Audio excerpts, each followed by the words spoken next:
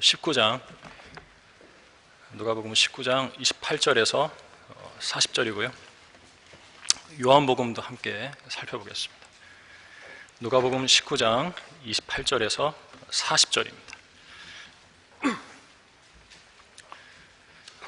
제가 받들어서 읽겠습니다. 누가복음 19장 28절부터입니다. 주께서 이런 말씀을 하신 후에 예루살렘을 향하여 앞서 올라가시더라. 주께서 올리브산이라고 하는 산 근처 베파게와 베다니에 가까이 이르렀을 때 제자들 가운데 둘을 보내시며 말씀하시기를 너희 맞은편 마을로 가라. 그곳에 들어가면 아직 아무도 타보지 않은 메어놓은 나귀 새끼 한 마리를 보리니 풀어서 이리 끌고 오라.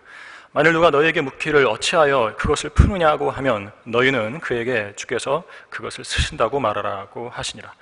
그리하여 보내심을 받은 자들이 가서 주께서 그들에게 말씀하신 그대로인 것을 보고 그들이 그 나귀 새끼를 풀고 있을 때 그 주인들이 그들에게 말하기를 어찌하여 나귀 새끼를 푸느냐고 하니 그들이 말하기를 주께서 그것을 쓰신다고 하더라.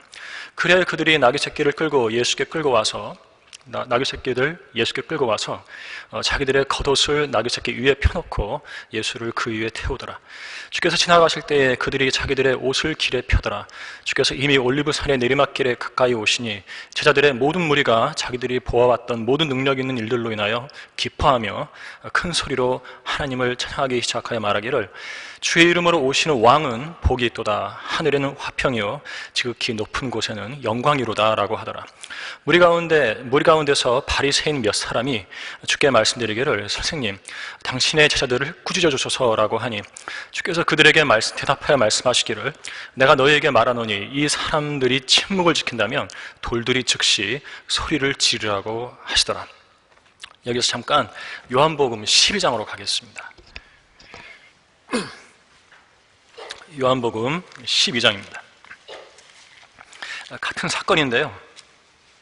좀 간단하게 정리가 되어 있고 누가복음에는 나오지 않은 내용이 있어서 함께 보려고 합니다. 요한복음 12장 12절부터 16절까지입니다. 그 다음날 명절에 온 많은 무리가 예수께서 예루살렘에 오신다는 말을 듣자 종려나무 가지들을 들고 여기에는 이제 종려나무 가지가 나오죠. 종려나무 가지들을 들고 주를 맞이하러 가서 호산나 주의 이름으로 오시는 이스라엘의 왕은 복이 있도다라고 외치더라. 예수께서 어린 나귀 한 마리를 찾아서 그 위에 타시니 기록되기를 시온에 따라 두려워 말라 보라 너의 왕이 나귀 새끼를 타고 오시도다라고 함과 같더라. 제자들이 이 일들을 처음에는 깨닫지 못하다가 예수께서 영화롭게 되신 그때서야 이 일들이 주에 관하여 기록되고 그들이 이 일들을 주께 행한 것인 줄 기억하더라. 예언대로 자기들이 행한 것을 기억했다는 거죠. 예언 성취 현장에 일부 사람들이 있었던 것입니다. 잠시 말씀을 위해서 기도하도록 하겠습니다. 존귀하시고 영원 무궁토록 살아계시는 위대하신 주 하나님 아버지를 찬양드립니다. 이곳에는 하나님께 경배드리기 위해서 예수 그리스도의 피로 씻음받은 주님의 자녀들이 모여 있습니다.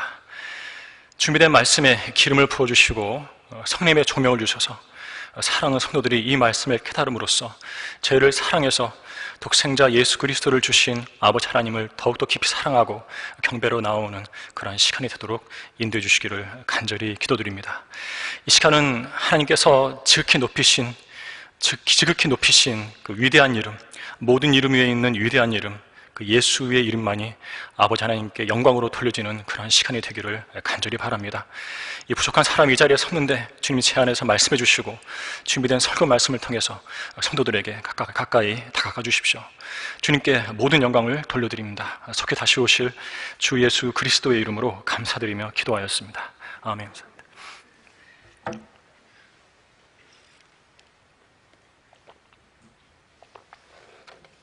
오늘 설교의 제목은 구원의 기쁨, 재림의 기쁨입니다. 구원의 기쁨, 재림의 기쁨. 요즘 저는 구약의 에스겔서를 묵상하고 있는데요. 에스겔 40장에 천년왕국 성전의 치수와 구조에 이르러서는 늘 그렇듯이 뜰과 방, 기둥, 아치문, 대문, 창문 계단 등의 그 위치와 구조가 쉽게 그려지지 않았습니다. 특히 피곤한 날에는 그 말씀들이 더욱 아리송해서 읽어도 어떤 구조인지 깨닫기가 어렵습니다. 그래서 주님께 기도했어요. 주님, 저에게 한 말씀만 해주십시오. 한 말씀이라 해도 그 말씀은 주님의 말씀이기에 능력이 있고 그 한 말씀으로 저에게 영향을 주실 수 있으십니다. 이렇게 기도했습니다. 기도하고 읽기 시작했는데 주님은 그날 밤 정말로 한 말씀만 주셨어요. 한 말씀이라기보다는 한 단어만 주셨다고 해도 과언이 아닙니다. 왜냐하면 종려나무라는 한 단어로 저의 마음을 완전히 사로잡아 버렸기 때문에 그렇습니다. 이 구절을 읽어도 종려나무, 저 구절을 읽어도 종려나무, 온전히 그 종려나무만 눈에 띄었어요. 옆에 그룹들도 있었는데 그룹들과 종려나무인데 그룹들은 어디로 가고 종려나무만 눈에 띄어요. 그렇게 저를 만나주셨어요. 그래서 왜 온통 종려나무냐 해서 궁금해지기 시작했는데 하필 왜 종려나무지? 이 말씀은 그 천년왕국 성전에 관한 예언이잖아. 주님은 왜 재림 뒤에 세워질 천년왕국 성전에 유독 종려나무를 새겨놓으실 걸까? 이런 의문이 일었습니다. 깊은 생각에 잠겨들었는데요. 제가 가지고 있는 지식으로는 종려나무가 성경에서는 기쁨을 상징합니다. 그렇다면 예수님께서 다시 오셔서 천년왕국 성전 지성소에 앉아 다스리시는 그 일은 기쁜 일이겠구나라는 그런 생각이 들었습니다. 아닌 게 아니라 재림을 상징하는 구약의 장막절에 백성들은 종려나무 가지를 손에 쥐고서 즐거워했습니다. 레위기 23장 40절에 보면은요, 제가 읽어볼게요. 첫날에 너희는 보기 좋은 나무들의 가지들과 종려나무 가지들과 빽빽한 나무들의 가지들과 신의 버들을 취하여 주 너희 하나님 앞에서 7일 동안 즐거워할지니라 라고 말씀하고 있습니다. 말씀을 이런 식으로 묵상하다 보니까 예수님께서 나귀 새끼를 타고 예루살렘에 입성하실 때 많은 무리가 종려나무 가지를 들고 주님을 맞이하러 나간 일이 떠올랐어요. 그들은 나귀 새끼를 타고 입성하시는 자신들의 왕을 기쁘게 맞이하면서 호산나, 주의 이름으로 오시는 이스라엘의 왕은 복이 있도다라고 외친 것입니다. 이렇듯 종려나무는 왕의 오심과 관련된 중요한 나무였던 것입니다. 이게 좀 더운데요, 좀 온도 조절을 좀 해주면 감사하겠습니다. 예수님께서 이렇게 승리감에 젖은 백성들의 환호를 받으시면서 입성하신 곳은 예루살렘이었어요. 예루살렘은 마태복음 5장 35절에서 주님께서 친히 위대한 왕의 도성이라고 부르신 곳이죠. 그 위대한 왕께서 이제 그분 자신의 도성으로 겸손하게도 나귀 새끼를 타고 입성하셨던 것입니다. 이것은 스가랴 9장 9절의 성취였어요. 오 시온에 따라 크게 기뻐하라. 오 예루살렘에 따라 소리 지르라. 보라, 내 왕이 내게 오시나니 그는 공의로우시며 구원을 지니셨고 겸손하시며 나귀를 타시리니 나귀의 새끼인 어린 나귀니라. 백성들은 이 스가랴 말씀의 예언대로 주님을 크게 기뻐하면서 호산나라고 소리질러 맞이했습니다. 이렇게 예수님을 기뻐하는 곳에는 늘 냉랭한 방관자들이 있기 마련인데요, 주님의 입성을 기뻐하는 백성들이 못마땅해서 선생님, 당신의 제자들을 꾸짖어 주소서라고 했던 바리새인들이 있었던 것이죠. 예수님을 기쁨으로 높여드리는 곳에는 늘 냉랭한 마음을 가진 사람들이 있기 마련입니다. 초림 때도 그랬습니다. 그런데 혹시 이곳에 모인 성도들 가운데도 혹시 마음이 예수님을 기뻐하지 않고 냉랭한 채로 앉아있는 분은 안 계십니까? 바리새인 같은 사람이 우리 가운데는 없어야겠어요. 아까 그 찬송가 22장도 기뻐하며 경배하자고 그랬는데 우리 마음에 기쁨이 있어야겠습니다. 자, 왜냐하면 예수 그리스도는 우리 그리스도인들의 영원한 기쁨이시기 때문에 그렇습니다. 예수님께서 높임을 받으시는 곳에서는 모두가 함께 기뻐하는 것이 그리스도인들의 믿음이죠. 구원의 기쁨, 재림의 기쁨. 첫째로 백성들은 유대인의 왕의 예루살렘 입성을 기뻐했지만 주님께서는 슬퍼하셨어요. 왜 기뻐할 때 주님은 우셨을까요? 우리 누가복음 19장 41절부터 44절을 함께 보도록 하겠습니다. 누가복음 19장 41절부터 44절입니다. 주께서 가까이 오시어 그 도성을 보고 울며 말씀하시기를 적어도 이 너의 날에 너만이라도 너의 화평에 속한 일들을 알았더라면 좋았으련만 그러나 이제는 그것들이 너의 눈에서 감추어졌느니라. 그날이 너에게 임하리니 그때에는 내 원수들이 너의 주위에 방벽을 쌓고 너를 포위하여 사방에서 가두리라. 이 말씀은 티투스가 침략했을 때 그대로 이루어졌습니다. 주위에 방벽을 쌓고 너를 포위하여 사방에서 가두리라고 그러시는데 그대로 했어요. 유대인들로 하여금 포위해가지고 굶어 죽게 만들었죠. 또 그들은 너를 땅에 내어 치리니 내 안에 있는 내 자식들까지라. 그리고 그들은 너에게 돌 위에 돌 하나도 남겨두지 아니하리라. 성전을 그 기초까지 파헤쳤죠. 이는 너를 감찰하는 때를 네가 알지 못하기 때문이라고 하시고 라고 되어 있습니다. 예수님께서 오신 이유는 예루살렘의 운명 때문이었습니다. 예루살렘을 하나님께로 돌이키려고 수없이 노력하셨지만 그 일은 수포로 돌아갔고 성읍의 멸망이 다가오고 있었던 것이죠. 예루살렘은 선지자들을 죽이고 하나님께서 보내신 사람들을 돌로 치는 곳이었습니다. 예수님께서는 마치 암탉이 자기 병아리들을 날개 아래 함께 모으듯이 참으로 자주 예루살렘의 자녀들을 모으려고 애썼지만 그들은 원치 않았어요. 좁은 문으로 들어가려고 힘써했지만 그들은 그렇지 않았습니다. 그렇기 때문에 이제는 그 좁은 문이 닫힐 때가 된 것이에요.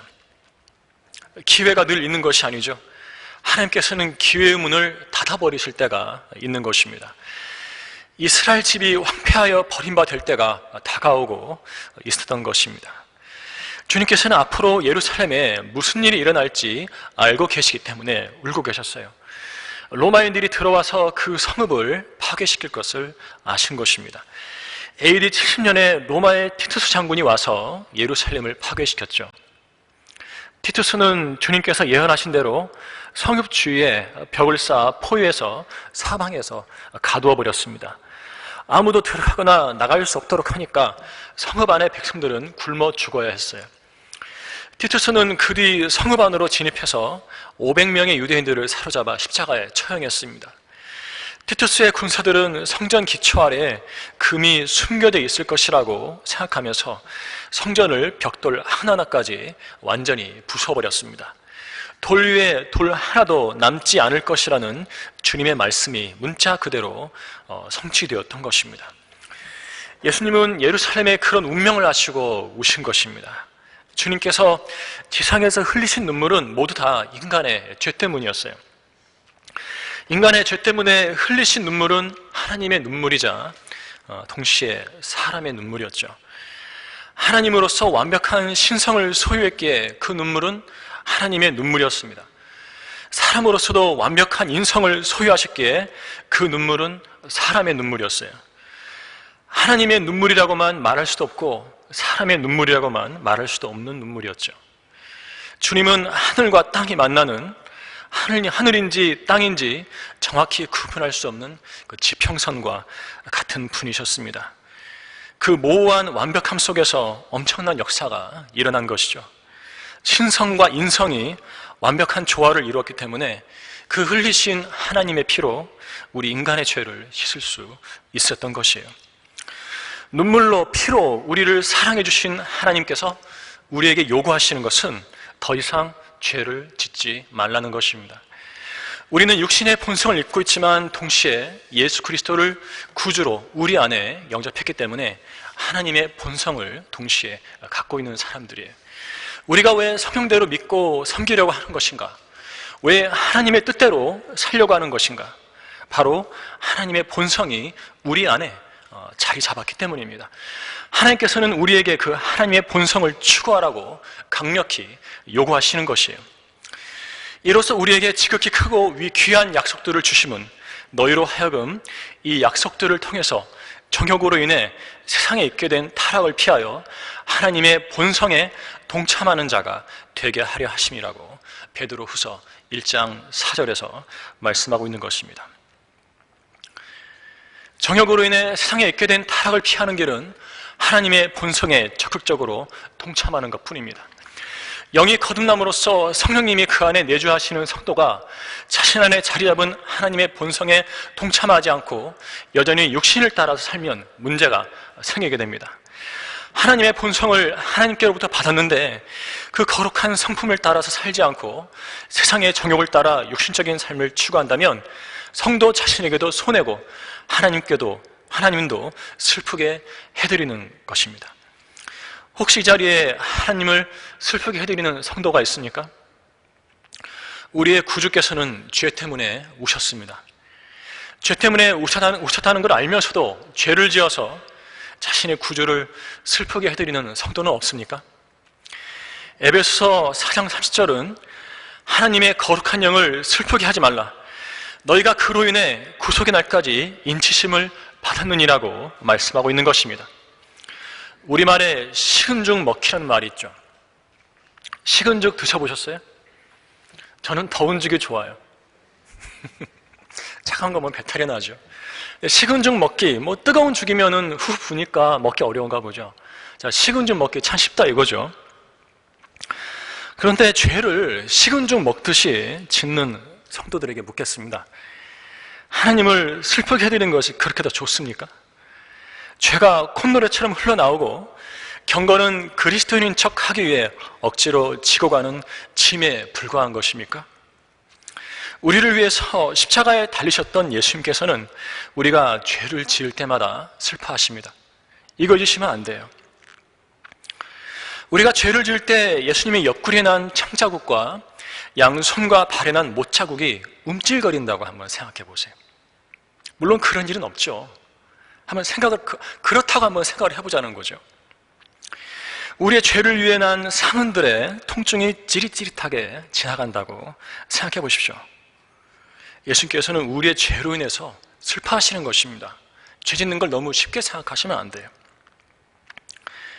대환란 때는 고의적으로 죄를 지으면 아주 사악한 죄인으로 간주되어서 구원을 상실합니다. 히브리서 10장 29절에서는요, 하물며 하나님의 아들을 발 아래 짓밟고 또 자신을 거룩해 한 그 언약의 피를 거룩하지 아니한 것으로 간주하고 또 그 은혜의 영을 모욕하는 자가 얼마나 더 심한 형벌을 받아야 마땅한지 생각하라고 한 것입니다. 우리가 고의로 죄를 짓는 것이 하나님께는 하나님의 아들을 우리의 발 아래 짓밟는 것과 같습니다. 우리가 죄를 지을 때 우리의 발로 예수님을 밟아 짓밟는 거예요. 주님은 우리가 십자가의 언약의 피를 더럽게 여긴다고 판단하시는 거예요.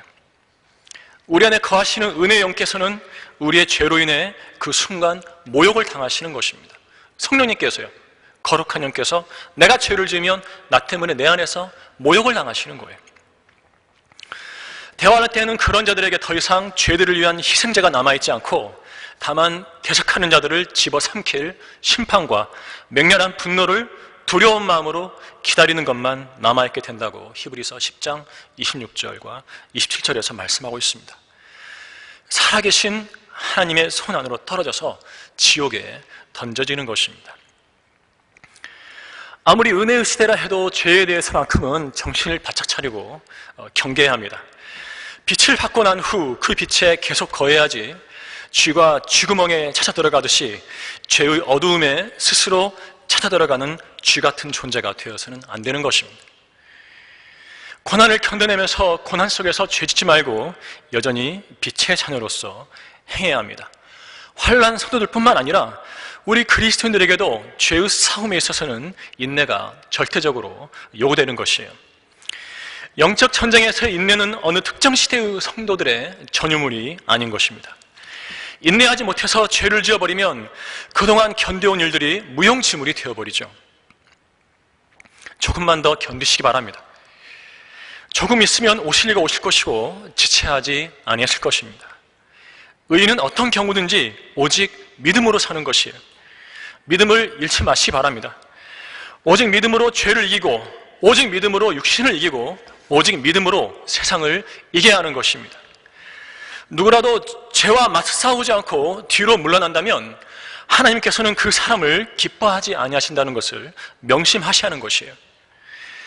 예수님께서는 그토록 사랑하시며 진리를 가르쳤던 예루살렘이라도 그분의 초청을 끝까지 거부했을 때는 그분의 인내의 끝을 내셨고요, 그 성읍을 파멸에 넘겨주셔야 했어요. 하나님께도 인내의 한계가 있는 것이죠. 우리는 그분을 시험하지 말아야 합니다. 내가 죄를 지으면 어느 정도까지 봐주시나 시험하지 말아야 합니다. 죄를 지었는데 아무 일도 안 일어났다고 안도하지 마십시오. 하나님께서 경고를 작게 주실 때 긴장을 풀어서는 안 됩니다. 화산도 그 안에 마그마가 충분히 차올라야 폭발하는 것 아닙니까? 화산 주변에 작은 지진 활동들이 감지될 때 그것은 폭발의 전조죠. 요새 후지산이 꿈틀거린다고 그러죠.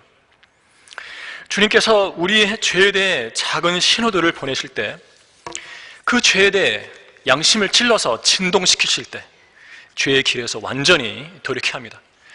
하나님의 손 안으로 떨어지는 것은 누구에게나 두려운 일이에요. 하나님께서 마침내 폭발하시면 우리는 그분을 감당할 수 없게 될 것입니다. 구원의 기쁨, 재림의 기쁨, 둘째로 본문의 예루살렘 입성 사건에는 죄인이 구원받는 아름다운 그림이 있습니다. 주님께서 나귀 새끼를 타신 일이 그것이죠. 우리 본문 누가복음 19장 28절부터 35절까지인데 다시 읽어보도록 하겠습니다. 주께서 이런 말씀을 하신 후에 예루살렘을 향하여 앞서 올라가시더라. 주께서 올리브산이라고 하는 산 근처 베파게와 베단이 가까이 이르렀을 때 제자들 가운데 둘을 보내시며 말씀하시기를 너희 맞은편 마을로 가라. 그곳에 들어가면 아직 아무도 타보지 않은 메어놓은 나귀 새끼 한 마리를 보리니 풀어서 이리 끌고 오라. 만일 누가 너에게 묻기를 어찌하여 그것을 푸느냐고 하면 너는 그에게 주께서 그것을 쓰신다고 말하라고 하시니라. 그리하여 보내심을 받은 자들이 가서 주께서 그들에게 말씀하신 그대로인 것을 보고 그들이 그 나귀 새끼를 풀고 있을 때 그 주인들이 그들에게 말하기를 어찌하여 나귀 새끼를 푸느냐고 하니 그들이 말하기를 주께서 그것을 쓰신다고 하더라. 그리하여 그들이 나귀 새끼를 예수께 끌고 와서 자기들의 겉옷을 나귀 새끼 위에 펴놓고 예수를 그 위에 태우더라. 예수께서는 예루살렘에 입성하시기 위해 나귀 새끼를 요구하셨습니다. 기왕이면 말이지 왜 나귀 새끼일까요? 겸손하셔서 그런 거죠. 왕이 나귀 새끼를 타신 거예요. 제자들은 주님의 말씀대로 나귀 새끼를 가져왔고 예수님께로 인도된 나귀 위에 주님께서는 올라타셨습니다. 나귀는 성경에서 죄인의 모형이죠. 욥기 11장 12절은 사람이 들나귀 새끼같이 태어나도 허망한 사람이 현명하게 되느니라고 말씀하고 있어요. 사람이 들나귀 새끼처럼 태어난다고 말씀하고 있죠. 사람은 나귀 새끼와 같고 그를 그리스도인들이 구령하여 주님께로 데려오면 그 사람은 본문의 나귀 새끼처럼 자기 몸을 주님께 드려서 주님을 섬기게 되는 것입니다. 어떤 그리스도인이 복음을 전해서 구령한 사람을 주님께로 데려오면 주님은 그 구원받은 죄인 위에 올라타셔서 주님의 목적에 사용하시는 것입니다. 우리가 구원받아 주님께로 인도되었을 때 주님은 주님께서 가고자 하시는 방향으로 고삐를 쥐고 우리를 통제하기 시작하신 것이에요. 주님이 원하시는 방향은 예루살렘이었습니다. 그 거룩한 도성 예루살렘을 향해서 나귀 새끼를 움직이신 것이에요.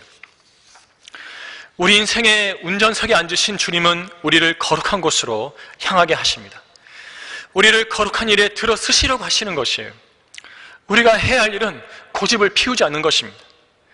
나귀는 고집이 세계로 유명한 짐승 아닙니까? 비록 들나귀 새끼처럼 태어났어도 주님께서 우리 인생에 고삐를 주신 이상 우리는 그분께 고집을 피워서는 안 됩니다. 거룩한 곳으로 가고자 하시는 주님께 전적으로 순종해야 하는 것이에요.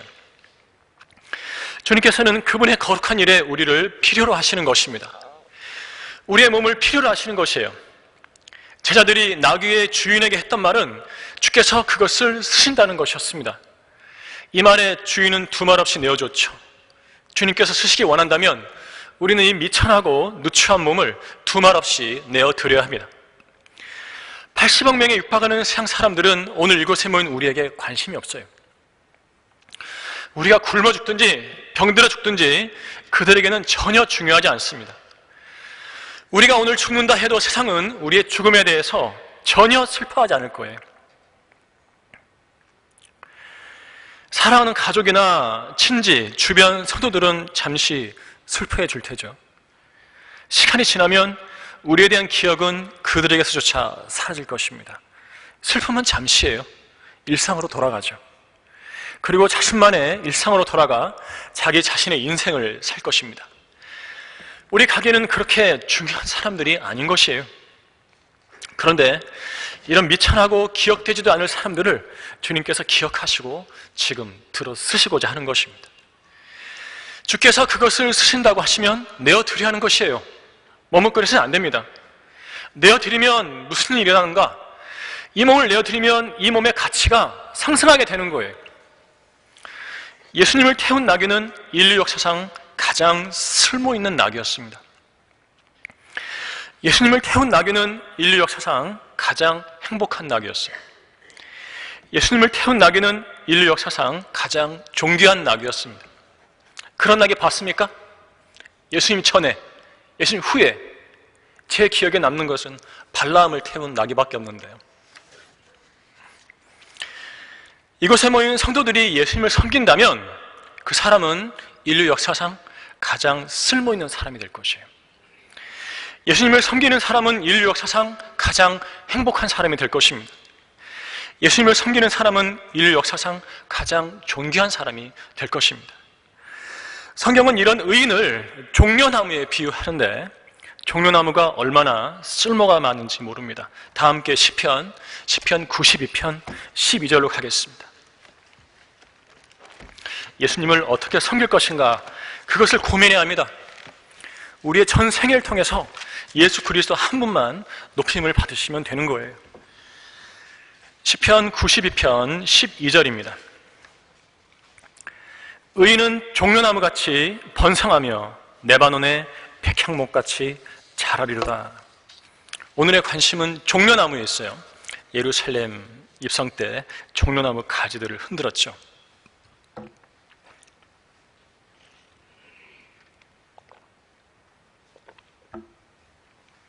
들나귀 새끼 같은 죄인으로 태어나서 우리의 몸을 주님께 드렸는데 이제는 우리는 종려나무 같은 의인이 됐어요. 근데 종려나무가 아주 쓸모가 많습니다. 하나님께서는 이곳에 모인 우리를 아주 쓸모있게 다양하게 사용하려고 하시는 거예요. 종려나무는 그 목재로 지붕에 석가래를 만들어요. 그 줄기를 엮어서 밧줄을 만들고 그 이파리는 바구니와 모자, 바닥에 까는 매트 등을 만드는 데 사용합니다. 종려나무는 그것이 자라는 곳에 원주민들에게 의식주를 제공합니다. 목재, 연료, 건축재, 섬유, 녹말, 기름, 밀랍, 생활에 필요한 빗자루, 방석 등 많은 생필품을 얻게 해줘요. 그러니까 종려나무 주변에만 살면 생활에 필요한 건 대부분 얻을 수가 있어요. 대추야자라 불리는 그 열매는 원주민뿐만 아니라 뜨거운 태학별 아래의 여행자들의 기력을 보충해주는 훌륭한 음식이 되죠. 종려나무 같은 의인의 섬김이 바로 이와 같습니다. 이곳에 모인 종려나무 같은 의인들이 자기 몸을 쓰시라고 주님께 내어드릴 때 주님께서는 우리 각인을 아주 다양하고 유용하게 사용하실 것입니다. 그러나 성도가 자신의 몸을 주님께 내어드릴 때는 억지로 하지 말아야 돼요. 억지로. 마지못해서 하면은 주님께서는 기뻐하지 않으세요. 하나님은 기쁨으로 드리는 자를 사랑하시죠. 비록 이 몸이 누추해도 그것을 기쁨으로 내어드리면 주님께서는 그 성도를 매우 가치 있게 보실 것입니다. 갑작스럽게 비가 쏟아지는 날 어느 낡은 가옥의 함석 지붕 아래 서 있으면 마음에 안정이 찾아오죠. 저는 그런 경험이 있어요. 그 집이 비록 낡았어도 비가 지나갈 때까지 비를 피할 수 있으니 얼마나 그때 그 순간만큼은 유용했는지 몰라요. 이 몸이 비록 누추하다 해도 주님께 내어드린다면 주님께서는 우리의 몸을 아주 쓸모있게 사용할 것입니다. 몸을 드린다는 것은 섬긴다는 뜻이죠. 섬길 때에는 몸을 드릴 때와 마찬가지로 기쁨이 있어야 합니다. 섬김의 기쁨은 그 동기가 구원의 기쁨에 있어요. 구원의 기쁨이 섬김의 기쁨으로 이어지는 법입니다. 구원을 기뻐한다면서 섬기지 않는다면 그러한 성도들의 삶에는 믿음의 고백에는 모순이 있는 거죠. 구원의 기쁨이 섬김의 기쁨으로 이어지는 법이에요. 섬김의 동기가 구원에 있다는 것입니다. 자신이 구원받았다고 하면서도 섬기지 않는 사람은 이상한 사람인 거예요. 믿음을 행함으로 입증해야 할 거 아닙니까? 자기가 받은 구원이 하나도 감사하지 않은 것입니까? 주님께서 그분의 몸을 우리를 위해 십자가에 내어주셨으니까 우리도 우리의 몸을 주님께 내어드려야 하는 것입니다. 구원에 감사하다면 몸을 들여서 섬겨야 하는 것이에요. 자신이 지옥의 형벌에서 구원받은 것을 기뻐하는 사람은 주님을 자원해서 기쁨으로 섬기는 것입니다. 억지로 하는 것이 아니라 자신의 구원을 기뻐하면서 기꺼이 몸을 드리고 기쁨으로 섬기는 것입니다. 구원의 기쁨하면 또한 종려나무를 빼놓을 수가 없어요. 성경은 그 기쁨의 나무를 구원의 기쁨과 직결시키기 때문입니다.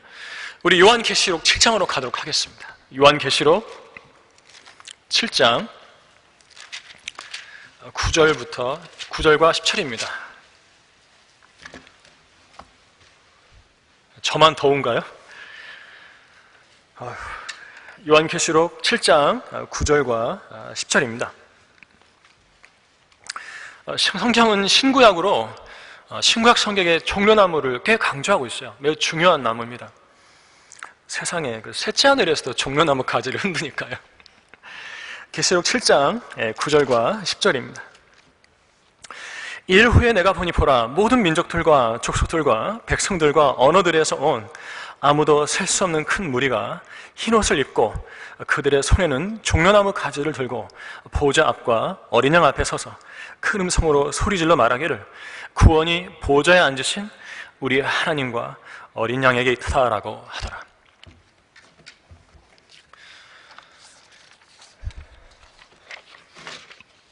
본문은 이방인 환난 성도들이 셋째 하늘로 휴거되어 어린 양이신 예수 그리스도 앞에서 그들의 구원을 기뻐하며 주님을 찬양하는 모습을 담고 있습니다. 이방인 환난 성도들이 종려나무 가지를 흔들면서 구원의 하나님과 어린 양께 영광을 돌리고 있는 것이에요. 성도라고 하는 이가 구원의 기쁨을 잃어버렸다면 자기가 받은 구원을 소홀히 여기고 있는 것일 수 있어요. 자신의 구원을 하찮게 여기는 것이죠. 성도 여러분은 자신의 구원을 하찮게 여기는 것이 얼마나 큰 죄인지 아십니까? 히브리서 2장 2절과 3절에 이렇게 말씀하고 있어요. 만일 천사들을 통하여 하신 말씀이 확고하여 모든 범죄와 불순종이 공정한 보응을 받았다면 우리가 이처럼 큰 구원을 소홀히 여기고서야 어떻게 피할 수 있으리요? 이처럼 큰 구원이요. 영어 성경에 보면 so great salvation이에요. so great salvation. 우리가 받은 구원은 결코 하찮은 것이 아니에요. 이처럼 큰 구원이라고 말씀하고 있는 것입니다. 출애굽 때 이집트 노예 상태에서 민족적으로 구원받은 것을 소홀히 여긴 사람들은 광야에서 쓰러져 죽었죠. 대환란 때에도 자신의 구원을 소홀히 여긴 자들에게 그에 상응하는 보응이 주어지게 되는데요. 어중간한 구원이 아니라 이처럼 큰 구원이라고 말씀하고 있습니다. 이처럼 큰 구원을 소홀히 여기는 것은 범죄와 불순종과 동일선상에서 다뤄지는 것입니다. 자신이 구원받은 것보다 더 깊은 것이 있다면 그 사람의 믿음은 가짜예요. 기쁨은 구원받은 그리스도인의 가장 분명한 특징인 것입니다. 사도 베드로는 베드로전서 1장 8, 9절에서 너희가 그를 보지 못하였으나 사랑하며 지금도 그를 보지 못하나 믿고 있으며 또 말할 수 없이 영광으로 가득 찬 기쁨으로 즐거워하나니 이는 너희 믿음의 결과 곧 너희 혼들의 구원을 받음이니라고 말씀하고 있습니다. 구원은 기쁨을 낳고 기쁨은 구원의 증거인 것입니다. 그러나 이 기쁨은 믿음의 시련 속에서도 피어나야 함을 우리는 잊어서는 안 됩니다. 자, 우리 베드로전서 가가지고 1장 6절부터 9절까지 읽도록 하겠습니다. 자신의 구원을 기뻐하는 성도는 믿음의 시련이 닥쳤을 때 여전히 기뻐하는 거예요. 그 시련을 잘 견뎠을 때 오는 상이 있기 때문에 그렇죠. 베드로전서 1장 6절부터 9절까지입니다. 그러므로 필요하다면 너희가 여러 가지 시험으로 잠시 습할 수밖에 없지만 그것을 크게 기뻐하는 것은 너희 믿음의 시련이 불로써 단련될지라도 없어져 버리는 금보다 훨씬 더 귀하게 되어 예수 그리스도께서 나타나실 때 칭찬과 존귀와 영광을 받게 하려 함이니라. 너희가 그를 보지 못하였으나 사랑하며 지금도 그를 보지 못하나 믿고 있으며 또 말할 수 없이 영광으로 가득 찬 기쁨으로 즐거워하나니 이는 너희 믿음의 결과 곧 너희 혼들의 구원을 받음이니라. 이렇게 말씀하고 있죠. 기쁨을 두 가지로 말씀하고 있어요.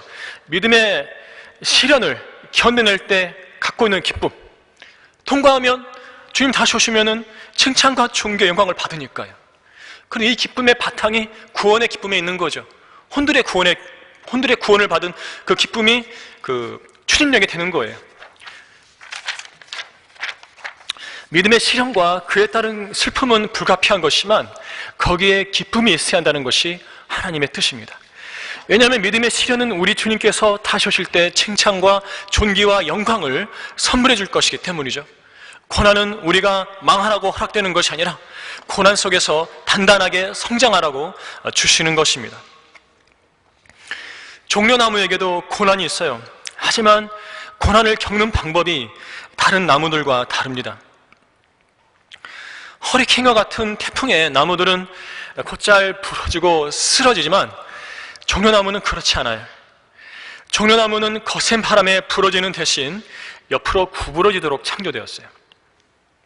그래서 강력한 태풍이 불어도 서너 시간 정도 구부러져 있다가 다시 일어선다고 해요. 태풍에 구부러져 있을 때 그 뿌리가 오히려 강해지고 강풍을 이겨낸 뒤에는 더 튼튼하고 크게 자라난다고 합니다. 종려나무 같은 의인, 오늘 이곳에 모인 성도들은 모두 그와 같아야 돼. 종려나무 같은 의인, 오늘 이곳에 모인 성도들은 반드시 그와 같아야 합니다. 고난의 광풍이 불어닥치면 자신을 낮추어서 휘어져 있다가 다시 일어나야 하는 것이에요. 그래서 더 튼튼하고 더 강인한 믿음의 사람이 되어야 합니다. 종려나무는 웬만해서는 죽지 않는데요, 의외로 쉽게 죽이는 방법이 있습니다.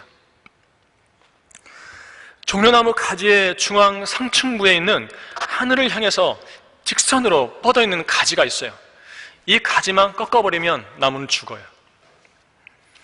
하늘을 향해 직선으로 뻗은 상층부의 가지는 종려나무의 생장점 역할을 하는 가지인데 이 생장점을 꺾어버리면 나무가 그대로 죽어버린다는 거죠. 우리 그리스도인들에게도 하늘을 향해 직선으로 뻗은 가지가 있어요. 뭡니까? 믿음입니다. 믿음. 이 믿음의 가지를 꺾어버리면 우리도 죽어버리는 거예요. 이 믿음의 가지만 꺾이지 않는다면 우리는 승리할 수 있는 것입니다. 우리의 믿음은 세상에 곁눈질하지 않고 하늘의 하나님을 향해 직선으로 뻗어 있어야 돼요. 이 믿음의 가지만 꺾이지 않으면 우리는 승리할 수 있습니다. 세상을 이기는 승리는 이것이니 곧 우리의 믿음이라고 요한일서 5장 4절에서 말씀하고 있기 때문입니다. 세상에서 믿음으로 살지 않을 때 영적으로 고사해 버리는 것입니다. 하늘에 계신 하나님을 향해 직선으로 뻗어있는 믿음을 끝까지 유지하시기 바랍니다. 믿음이 꺾이면 끝장입니다. 믿음은 고난 속에서도 지켜져야 하는 것이에요.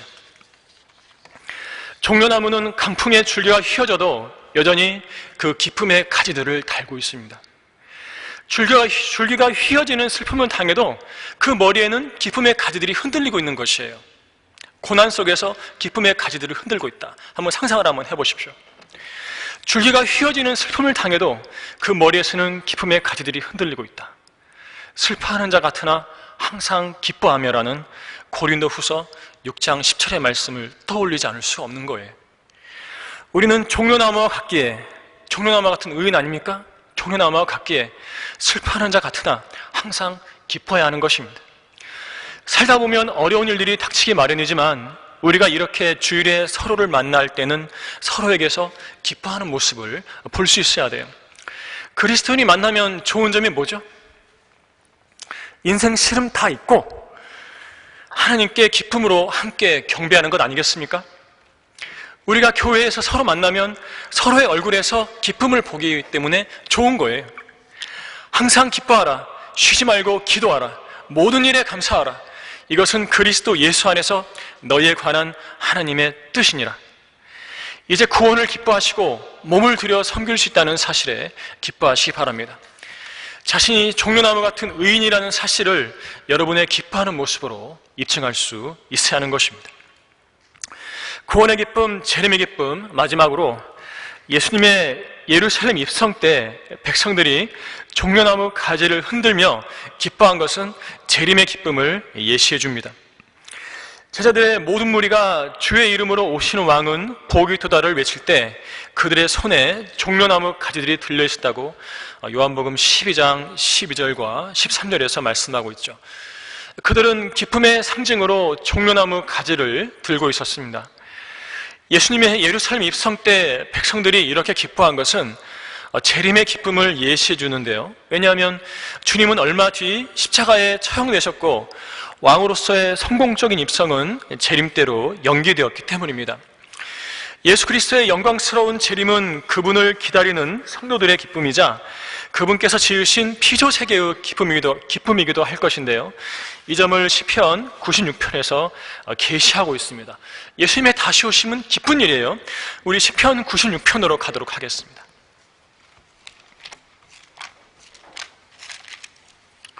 시편 96편 11절부터 13절입니다.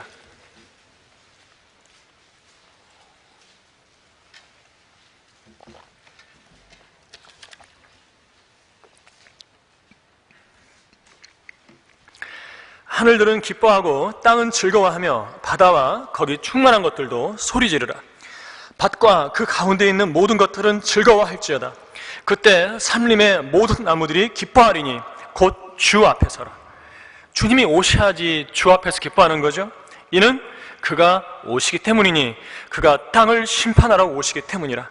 그가 세상을 의로 그 백성을 그의 진리로 심판하시리로다. 재림 관련된 구절이죠.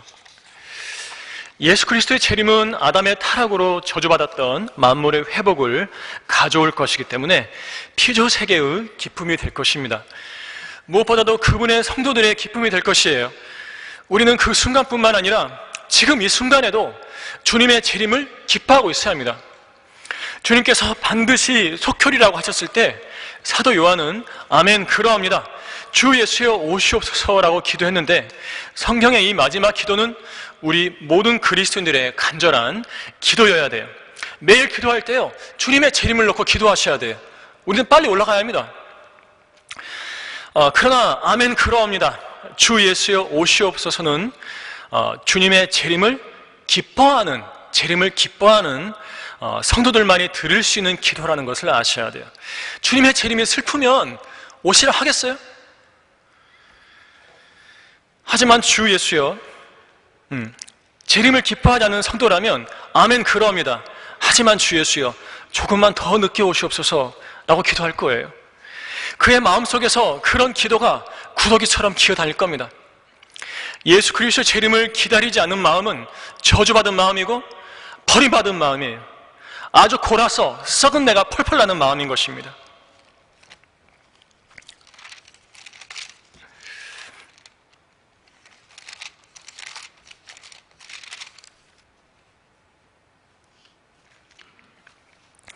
고린도서 16장 22절에서는 누구든지 주 예수 그리스도를 사랑하지 아니하면 그는 우리 주께서 오실 때 저주를 받을지어다라고 말씀하고 있어요. 주님을 사랑하고 주님의 재림을 기다리셔야 돼요. 예수 그리스도 재림을 기다리지 않는 마음은 저주받은 마음이고 버림받은 마음입니다. 아주 골아서 썩은 내가 펄펄 나는 마음이에요. 예수 그리스도께서 어서 오셔서 인류의 모든 문제를 한순간에 해결해 주실 것을 바라지 않고 이 약한 현 세상에서 육신을 위해서 하고픈 일들이 너무 많기 때문에 재림의 임박함이나 시급함에 관해서 전혀 관심이 없는 것이죠. 그들은 주님께서 대제사장의 관저로 끌려가셨을 때 세상 사람들과 불을 함께 쬐고 있던 베드로와 같은 마음을 지닌 사람들입니다. 베드로는 앞으로 주님께 벌어질 일들이 궁금해서 따라가긴 했죠. 주님으로부터 그러나 멀찌감치 떨어져서 세상 사람들과 함께 불을 쬐고 있었습니다. 베드로의 이러한 모습은 주님의 일에 관심이 있긴 해도 주님과의 관계가 정상적이지 않기 때문에 그 마음이 세상 쪽에 더 기운 성도들을 보여주는 것이에요. 예수 그리스도께서 오신다고는 하는데 그 진리를 믿기는 하지만 재림 그 자체를 기뻐하지는 않고 세상 일에만 분주한 육신적인 그리스도인들의 모형인 것입니다. 우리는 이래서는 안 됩니다. 재림에 관한 진리를 알 뿐만 아니라 그 우주적인 위대한 사건을 진실로 기대하면서 그것도 기쁨으로 바라고 있어야 하는 것입니다. 재림을 기쁨으로 기다린다면 그 성도에게는 몇 가지 특징이 나타납니다. 그 위대하신 왕을 맞이할 준비를 하는 것이에요. 예수님께서 예루살렘에 나귀 새끼를 타고 입성하셨을 때 백성들은 그들의 왕을 맞이할 준비가 되어 있지 않았고요. 그래서 주님은 그날 성전을 청소하시고 백성들에게 말씀을 더 가르치셨습니다. 예수님께서는 왕으로 그분의 도성에 입성하셨지만 당시 그분의 백성들은 여전히 그들의 왕을 맞아들일 준비가 되어 있지 않았던 것이에요. 그래서 주님은 그 뒤로도요, 성전으로 들어가셔서 그곳에서 팔고 사는 자들을 내어쳐 주시고 매일 성전에서 백성들을 가르치셨어요. 성전을 청소하시고 거기서 말씀을 가르치신 거예요. 준비가 안 되셨기 때문에 왕을 맞이하는데 왕을 맞이할 준비가 안 된 거죠. 그래서 말씀을 가르치신 거예요. 재림하시는 왕을 맞이하기 위해서 우리도 해야 할 일이 있습니다. 신약 교회 시대에 주님의 성전인 우리 자신을 영적으로 청소하고 하나님의 말씀을 배워야 합니다. 예수님의 성전 청소는요, 그때뿐이었어요. 주님의 성전 청소는 그때뿐이었고 백성들은 다시금 성전을 더럽혔지만 그 일시적인 성전 청소와 달리 우리의 성전 청소는 지속적이어야 합니다. 일시적으로만 정결케 되었던 이스라엘 백성은 어떻게 되었습니까? 다시금 더럽혀짐으로써 AD 70년에 멸망하고 말았죠. 주님께서 청소해 주셨을 때 그때 그것으로 끝났어야 했어요. 안 됐기 때문에 결국 다시 더럽혀져서 AD 70년에 멸망해버린 거죠. 자기 땅에서 쫓겨나 유랑하는 민족이 되고 말았습니다. 하지만 우리는 성령의 천인 우리 자신을 지속적으로 청소해서 그런 일이 없도록 해야 합니다. 주님께서는 자신의 성전이 더럽혀지는 것을 가장 싫어하시는 거예요. 이 몸을 죄로 더럽히면 주님께서는 지옥에는 안 버리더라도 세상에다 버려버리시는 거예요. 이거 조심해야 합니다. 너희가 하나님의 성전인 것과 하나님의 영께서 너희 안에 거하시는 것을 알지 못하느냐? 만일 누구든지, 예외 없습니다, 만일 누구든지 하나님의 성전을 더럽히면 하나님께서도 그 사람을 멸하시리라. 이런 하나님의 성전은 거룩하며 너희는 그 성전이기 때문이라. 고린도전서 3장 16절과 17절 말씀이죠. 주님께서는 하나님의 성전인 우리 자신의 몸을 죄로 더럽히는 그리스도인의 그 몸을 멸하시겠다고 경고하십니다. 죽여버리시겠다는 거예요. 그렇게 되지 않으려면 하나님의 성전인 우리의 몸에 죄가 자리 잡지 않도록 지속적으로 청소해야 한다는 것입니다. 이거 날마다 샤워란 말 아니에요? 샤워 아닙니다, 이거요. 내가 내 몸으로 죄를 지었나 그걸 보라는 거죠. 날마다 자기 심판을 하라는 거예요. 죄로부터 정결케 되라는 거죠. 주님께서 성전에서 채찍을 휘두르시고 환전상의 상을 뒤엎고 짐승들을 몰아내셨듯이 우리 자신의 성전인 몸을 억제해서 육신적인 것들을 심판하고 돈을 사랑하는 마음판을 뒤엎고 경건의 모양을 가장한 종교적 짐승들을 우리 안에서 쫓아내야 하는 것입니다. 주님의 재림을 알고 재림을 기뻐한다면 정결한 삶을 살아야 합니다. 그분 안에서 이 소망을 가진 사람은 누구나 그분이 정결하신 것처럼 자신을 정결케 하느니라. 휴파엘 목사님은 재림을 기다리며 정결한 삶을 사는 자세에 관한 예로 귀한 손님을 맞기 위한 옷차림을 이야기했습니다. 귀한 손님이 집에 오면 어때요? 잠옷 차림으로 맞이하나요? 아니죠. 오시는 손님을 맞을 때, 손님 중에서도 아주 귀한 손님을 맞을 때 우리는 가장 좋은 옷을 차려입는다. 어린 소년 시절에 나는 한때 메릴랜드주의 어느 마을에 살고 있었다. 그런데 아버지는 펜실베니아 주에서 더 좋은 직장을 얻게 되셨는데 아마도 100마일도 더 되는 먼 거리였던 모양이다. 학기가 끝날 때까지 여러 주일에 걸쳐 아버지는 금요일 저녁이나 토요일 아침에 집에 오셔서 가족들과 함께 지내시다가 일요일 저녁이면 기차를 타고 다시 직장으로 가시곤 했다. 나는 아버지를 사랑하고 있었고 매 주말마다 아버지가 오시기를 기다렸다. 어느 금요일날 아버지를 맞이하기 위해서 어머니가 나를 목욕시키고 깨끗한 새 옷으로 갈아입혀 주셨다. 그런데 나는 지하실에 내려가 놀게 되었고, 그러다가 지하실 벽에 페인트 칠을 말끔히 해놓고 아버지를 놀라게 해드리겠다고 마음먹게 되었다. 아버지가 돌아오셨을 때 지하실은 엉망이 되어 있었고 페인트도 엉망이요, 내 옷도 온통 엉망진창이 되어 있었다. 아버지가 세탁을 해주셨는데 나를 데리고 나가 별의별 방법을 다 동원해서 내 옷을 말끔히 세탁해 주셨다. 그분이 그날 오셨을 때 나는 얼마나 부끄러웠는지 모른다. 그분이 오시는 날이 내게는 무척 기쁜 날이 되었어야 했건만 그날만은 부끄러운 날이요, 야단 맞는 날로 변하고 만 것이다. 우리들은 점없고 흠없이 평강 가운데서 그분께 발견되도록 힘쓰지 않으면 안 된다. 우리가 읽는 책들, 우리가 보는 텔레비전 프로그램들, 우리가 듣는 음악들, 우리가 함께 교제하는 사람들을 보면 우리의 세속화를 가늠해 볼 수 있다. 성도 여러분, 예수님께서는 지금 우리에게 말씀하십니다. 너희는 주의하라. 그리하여 어느 때라도 너희 마음이 방탕과 술 취함과 이생의 염려로 무겁게 되어 그날이 갑자기 너희에게 임하지 않게 하라. 예수님의 재림을 기다리는 우리는 죄로 오염된 모습으로 발견되어서는 안 됩니다. 주님께 책망받을 모습이 되어 있어서는 안 됩니다. 예수님의 재림을 기다린다면 방탕과 술 취함과 이생의 염려를 주는 세상으로부터 성별된 삶을 사시기 바라는 것이에요. 사랑하는 사람을 만나기 위해 목욕을 하고 깨끗하게 새 옷을 차려입었다면 그 이후로 더럽혀져서는 안 되는 것이에요. 오히려 하나님을 미워하는 세상의 유혹들을 끝까지 물리치고 자신을 정결케 하는 사람이 되어야 하는 것이죠. 그것이 예수 그리스도의 재림을 기다리는 성도의 자세이기 때문입니다. 결론을 말씀드리겠습니다. 그리스도인에게는 하나님을 기뻐하는 것은 물론이고요, 기본적으로 두 가지 기쁨이 있어야 돼요. 그것은 구원의 기쁨과 재림의 기쁨입니다. 이 두 가지 기쁨이 있으면 주님과 동행하는 기쁨이 또한 샘솟게 되는 것이에요.